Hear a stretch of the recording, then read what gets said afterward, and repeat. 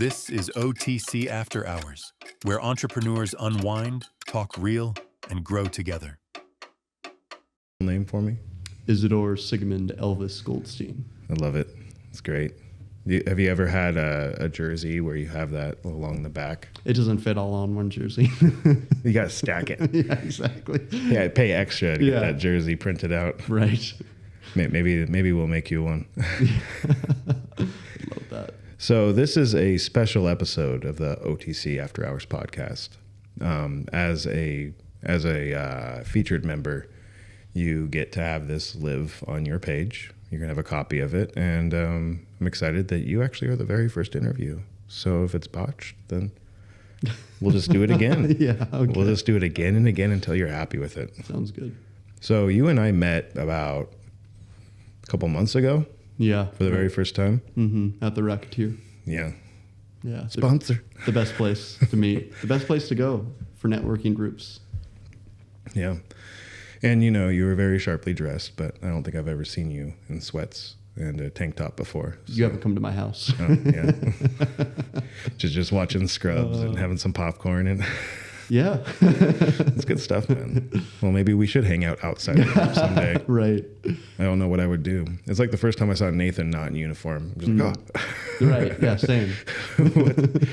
What happened? Are you okay? Yeah, he likes to say he goes from businessman to homeless man. He truly does. He truly does. Yeah. So we're just going to jump into a couple questions, but, we'll see where the conversation goes. I want to keep the spirit of OTC After Hours in these interviews, but really this is for you just to kind of share about yourself. If you found yourself on his awesome page, then this is for you. So first, I just want to kind of go into some of the things you said in your bio. So you describe yourself as someone rooted in faith and driven by purpose. How did that foundation shape your path into like insurance and entrepreneurship? Yeah, that's a great question.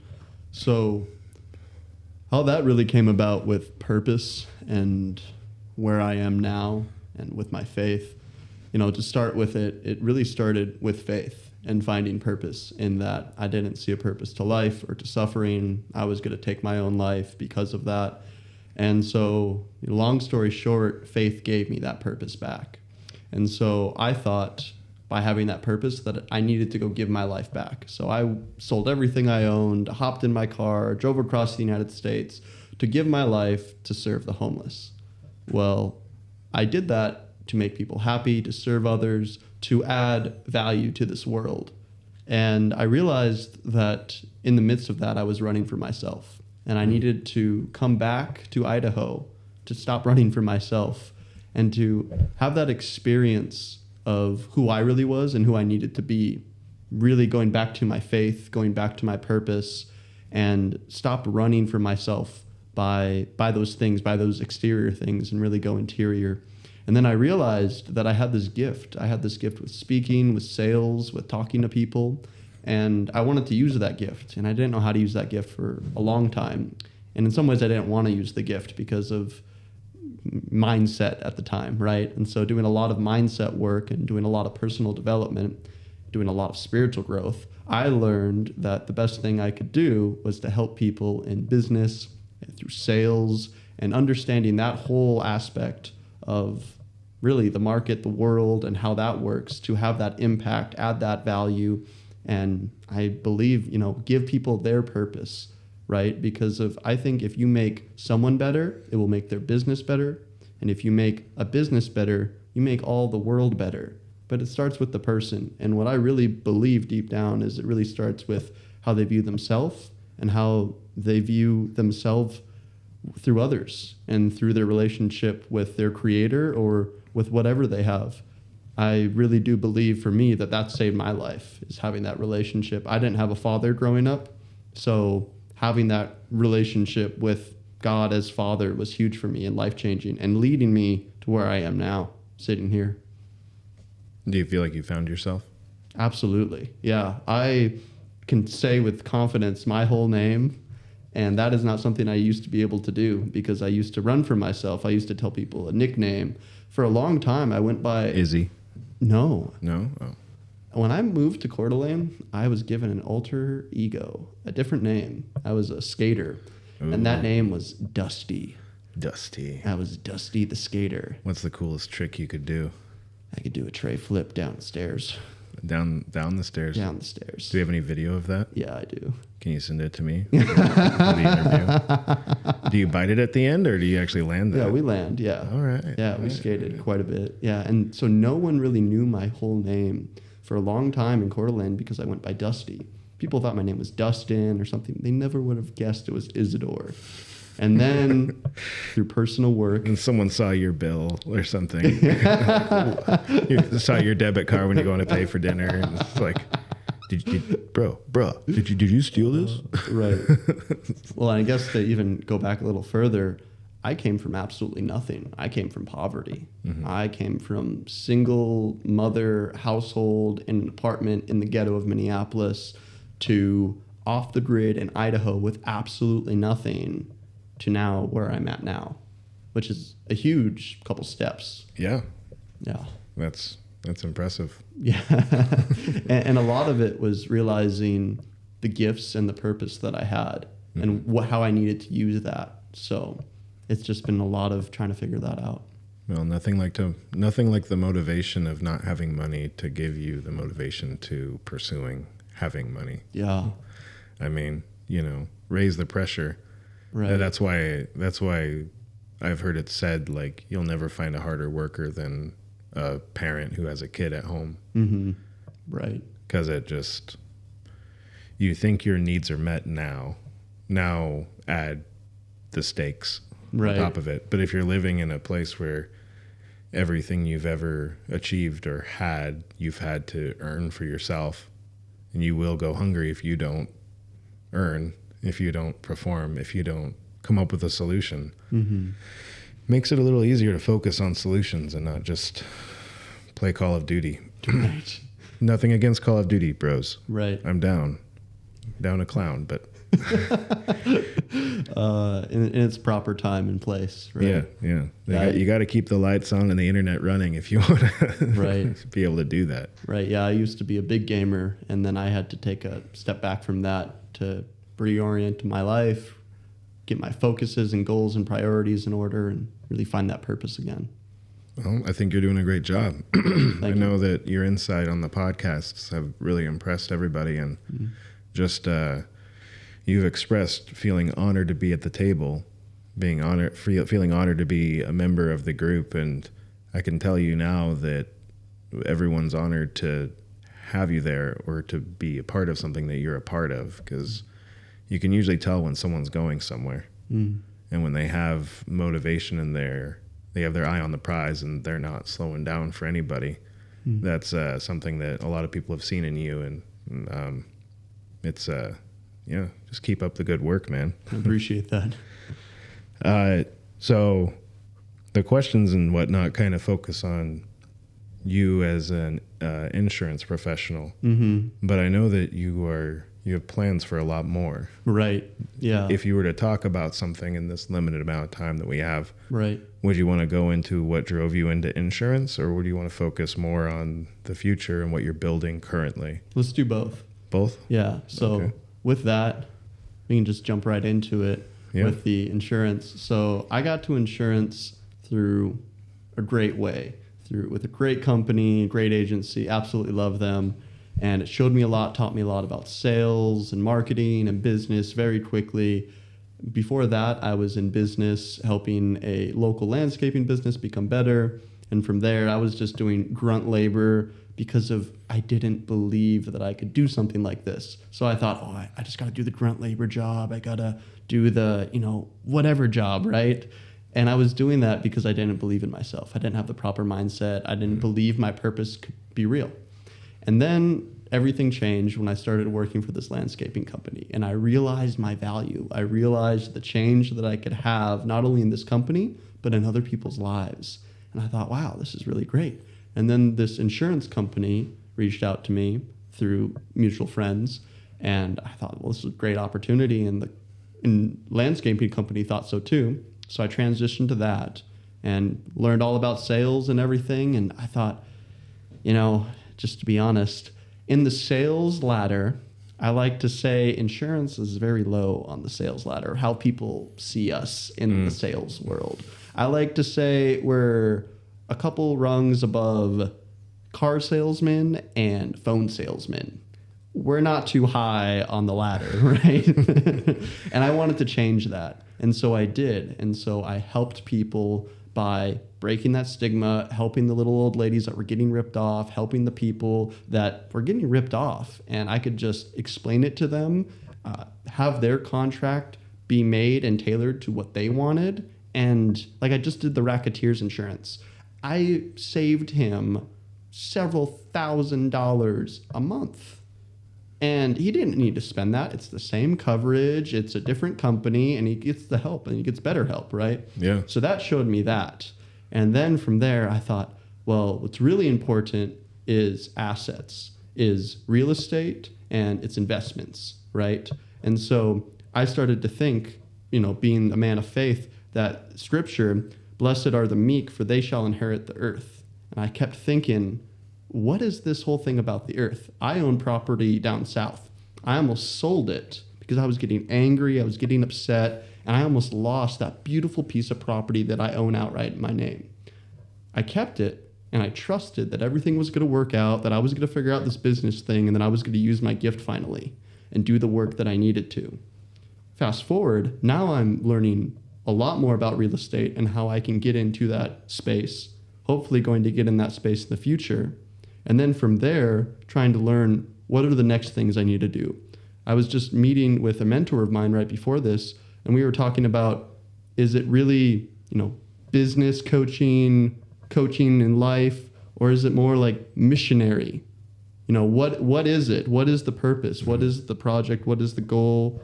And that's what I'm figuring out right now, is that mission, is that purpose, is that post, that guiding post, right? The thing I need to go to. Yeah. It sounds like you're building out a foundation. Right. Yeah. I believe that it's nice to have a map, and it's nice to be going in a direction.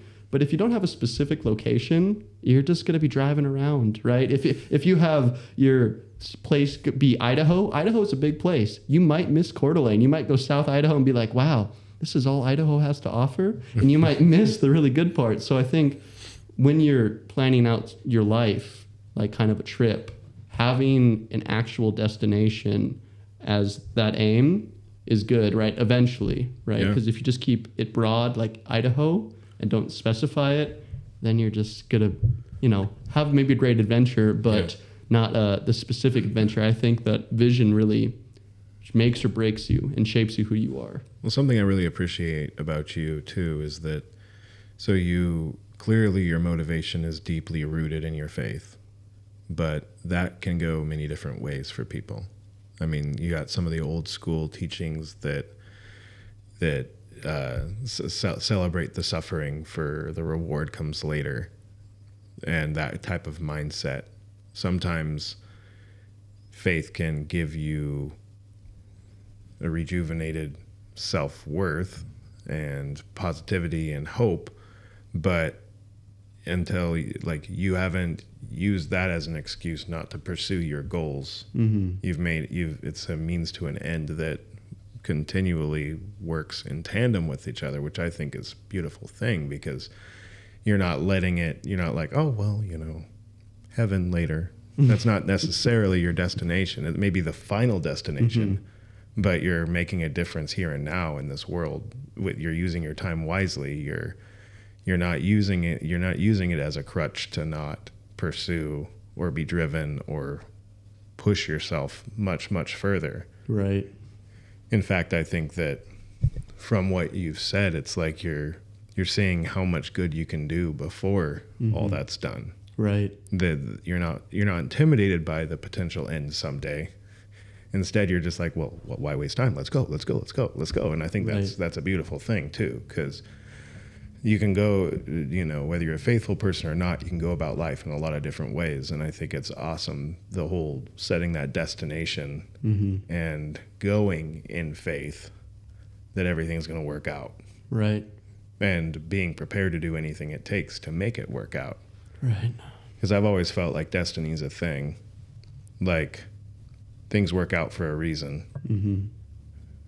God may have a plan for a person's life, but you have to put yourself in the position to receive those blessings. Right. You have to be the person who can turn that into something. You know. Exactly. It's like Bruce Almighty or Evan Almighty, one of the Almighty movies where it's like, I asked for this. And he's like, well, if a person asks for patience, you give them a situation to be patient in. Right. You know, you have to be, there is no autopilot in life. And I think that you are a person who fully accepts that and puts it on yourself too. Right. I didn't always. I used to think that if I just went on autopilot and thought happy thoughts, that things would just come to me. It's not how it works, right? Right. Yeah, I realized that it takes action, it takes work, it takes discipline, it takes consistency, it takes showing up every day, because of the world is run by those that show up. Yeah. And That's a I great way love of this putting one it. quote: "Do it now, do it now." That's Nike, right? No, it's Brian Tracy. Oh. Nike's just do it. Oh, I see. Yeah. There's a There's a there. difference because of Nike will not tell you to just do it now. The key word is now. If plenty of people could attest to, I was the master of procrastination. I put off tomorrow if I could. Like, I just didn't want to do anything.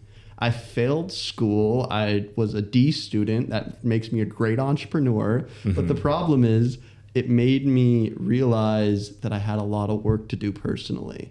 And when I did that work, everything changed. How did you overcome that? Discipline, consistency. How did you gain discipline and consistency? Was there a defining moment where you're just like, okay, that's enough? Yeah, it's pretty kind of cliche, but I guess this is how it is disciplined consistency and consistent discipline. So just showing up, whether you like to or not, doing the things, making a list. Making a list was really key. Checking it twice. Making sure who's naughty and nice, 100%. And then with that, understanding the difference between signal and noise, because of signal is the main thing, noise is just the rest. Cutting out all the noise, focusing only on the signal, focusing on the main 3 to 5 things that I want to get done that day, and only focusing on those. Everything else is secondary. And making the purpose to be consistent in little things, disciplined in little things, being disciplined when no one sees you, because who you are when no one watches is who you are in real life. And I can put on a great show and I can wear a nice suit, and yeah, I might wear, a hoodie and sweats when I'm not here, but it's about the consistent discipline of how do you treat yourself and what do you do for yourself when no one's watching. Kind of a follow-up to that, and that just worked out perfectly. When people leave a room after hearing you speak or doing business with you, what is it that you hope they walk away thinking? That's a good question. What is it I hope that they walk away thinking? Well, hope, betterment of their life, something. Yeah. Even if it's, something ill towards me.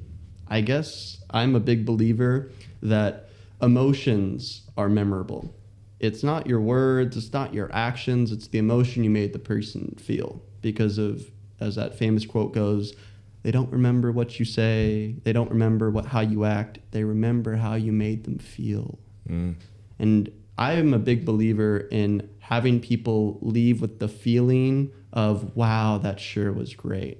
Wow, I want to listen to him again. Funny enough, I just gave a speech that I've been doing a series for 3 months at my church, and I did so well with a chat GPT generated speech that they wanted me to come back next month and give another speech on another spiritual topic. I can deliver a speech really well. It's writing a speech that can take time. And with AI and technology nowadays, it's made that really efficient.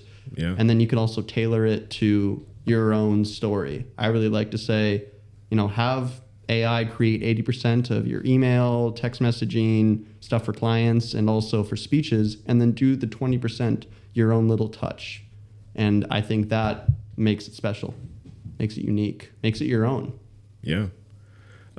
You've mentioned AI off and on as far as, it being the future. Where do you see opportunity and where do you see risk? Yeah, absolutely. That's a great question. So why I see opportunity with AI is in the potential of it being everywhere and everything all the time. The risk I see is in that being everywhere and everything all the time. So we have to be certainly careful with it. It's a wonderful opportunity. I think it's the greatest opportunity apart from the internet. I think it's the AI gold rush, so to say. And I think this time is going to change and shape humanity forever. Yeah. As long as an EMP doesn't wipe out the whole thing, it's going to really shape everything. Business-wise, it already is. Mm-hmm. And, just to share with that, I made a post on Instagram saying AI is the future. And my cousin responded to that with, he's a, so to say, a Colorado guy that's very traditional in a sense of just, not wanting technology to be so immersive. And I completely understood with what he was saying. Mm-hmm. And, I had to say with him that I wish it didn't exist. I wish it wasn't here. And there's nothing really I can do about it. It's a tool that exists that I have to use. And like the phone, like the computer, like AI, if we overuse a tool or misuse a tool, a hammer can build a house or can kill a person. Right. I think it's the same thing with AI, with your cell phone, with computers, with the internet, with everything. And so it's the matter of how we use what we've been given. I didn't want to touch AI forever. I didn't download ChatGPT for as long as I could, or any AI app for that matter, because I just didn't want to play. I had a flip phone for years because I didn't want to play. I didn't have social media. But, I just had to realize that the main purpose with AI is that it's a tool that can make humanity better, and it is and does have that risk of completely destroying humanity. And so we got to be careful, but we got to use it as a tool, definitely. It's just a tool. Yeah. Well, don't let it use us. Let us use it. I think way too many people get used by AI. I think way too many people get used by their smartphones. Yeah. I think too many people are consumed by a tool that is a great tool that has a lot of benefits for humanity, but it ultimately is a distraction too.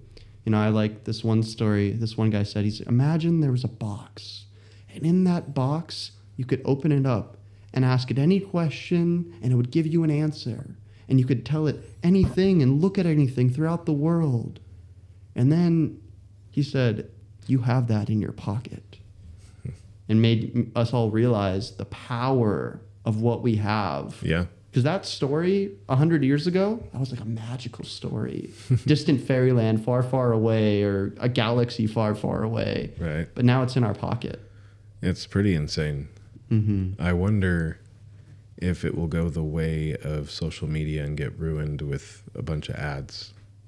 Because think about Google. Think about Google as like a search engine, right? Mm-hmm. It can be pay to play because you want people to be able to, or the greed ruins what it's intended to be. Mm-hmm. Whether it be with Facebook or Instagram or any of the social media or even YouTube or video sharing platforms or anything that people enjoy, the greed comes in and people want to make money off of it. And the best way to do that is to like, hey, do you want to get your stuff seen? And how long before, if it's not already happening, they will cash that check and start letting search results on ChatGPT or any of the other AIs be manipulated by pay to play. Right. I'm curious if that will be the downward spiral, or if it'll just keep existing, because they make a small amount off their memberships, the people who want to prompt all day. Mm-hmm. Well, if you look at it, and I don't really know much about this is just from my own guess, but they have so much funding. If you look at social media, name one social media brand that had the funding that AI does. That's true. Yeah, Facebook had a lot of money. Yeah, Mark made a lot of money. But AI billions of dollars are getting invested every year from countries. That's true. Not just people, not just businesses. Countries are investing in this technology. Well, Google did too. Yeah. But, I mean, we all know how that goes. Yeah, right. Yeah. So we need to wrap. Mm-hmm. But I'd like to, closing statements. Just tell me about, if you wanted to have an end line on this, if a person's watching it on your profile or even just listening to it on the podcast, just tell me who are you? Who am I? I am Isadore Sigmund Elvis Goldstein, a licensed insurance producer who is a professional to help you become the best version of yourself as well as your business. Also, I help people in their greatest struggle with their greatest despair. So if you're suffering from anything, please reach out and reach out to somebody that we really need you here.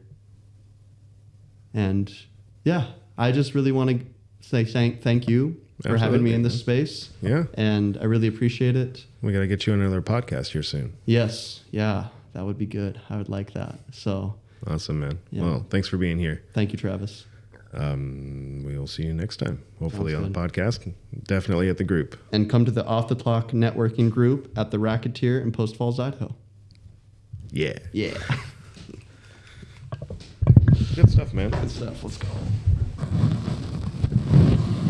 That's good. Good. Yeah. Well, I really appreciate